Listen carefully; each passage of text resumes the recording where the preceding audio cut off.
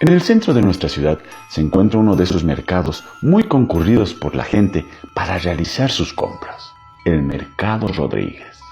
Ahí había un tambo, una de esas casonas antiguas, uno de esos conventillos, que su patio era principalmente utilizado para la comercialización de varios productos alimenticios. Sus cuartuchos también albergaban diferentes actividades económicas, como las de alojamiento para esos viajeros que estaban de paso por la ciudad o aquellas personas que habían llegado del área rural trayendo esos alimentos que ponían a la venta. Pero entre uno de esos cuartuchos, de uno de esos tambos que estaba en el Mercado Rodríguez, había una actividad algo diferente. Era utilizado durante las noches como un salón de apuestas. Nuestro protagonista asistía a ese lugar todas las noches.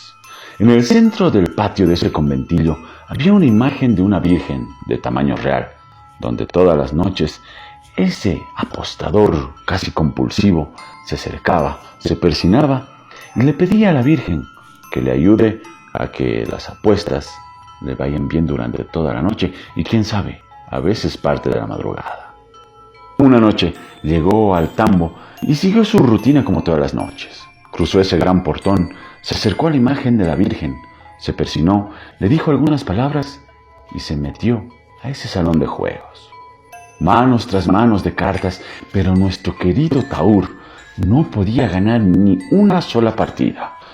Simplemente ponía su dinero sobre la mesa y veía cómo los otros jugadores se hacían de ese dinero que le había costado conseguir.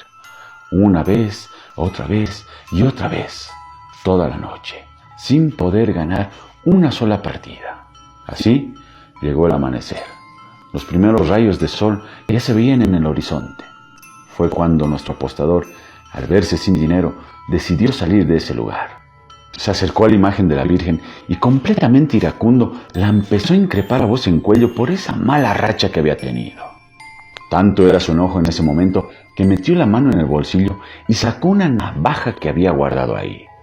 Intentó apuñalar a la imagen de la Virgen, pero grande fue su sorpresa, cuando esa imagen, que hasta ese momento había sido una imagen inerte, movió la mano, como intentando protegerse de esa puñalada que iba a recibir en su cuerpo. Obviamente nuestro apostador, al ver semejante escena, salió corriendo de ese lugar. Pero después de un par de horas y después de haber estado trajinando por las calles aledañas, decidió volver y confesar lo que había intentado hacer. Dobló la esquina que daba al tambo y vio una gran cantidad de gente que estaba remolinada en el lugar. Él intuyó que tal vez querían saber qué es lo que había pasado con la Virgen, y haciéndose el desentendido, se acercó preguntando qué es lo que estaban mirando. Pero todos les respondieron que la Virgen había desaparecido. Después de unos minutos de escuchar los murmullos de todas esas personas, decidió confesar y contarles lo que había sucedido.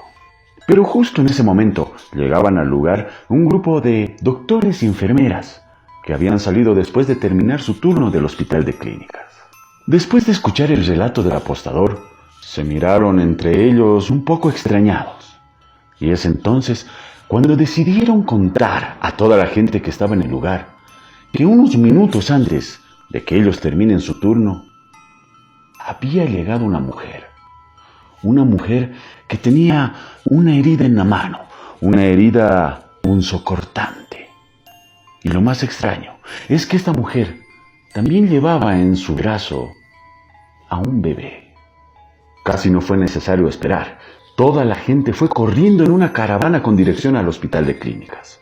Ingresaron casi pateando las puertas y preguntando dónde estaba esa mujer que había llegado con una cortada en la mano y un bebé en el brazo.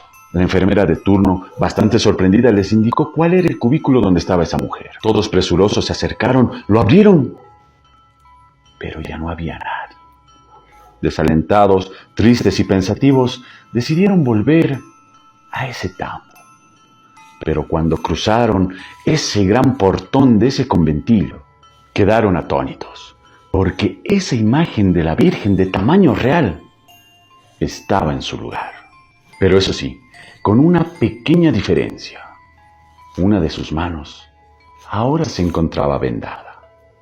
Y seguramente ustedes se preguntarán, ¿de qué virgen estamos hablando? Pues esta es la historia de la Virgen de Remedio.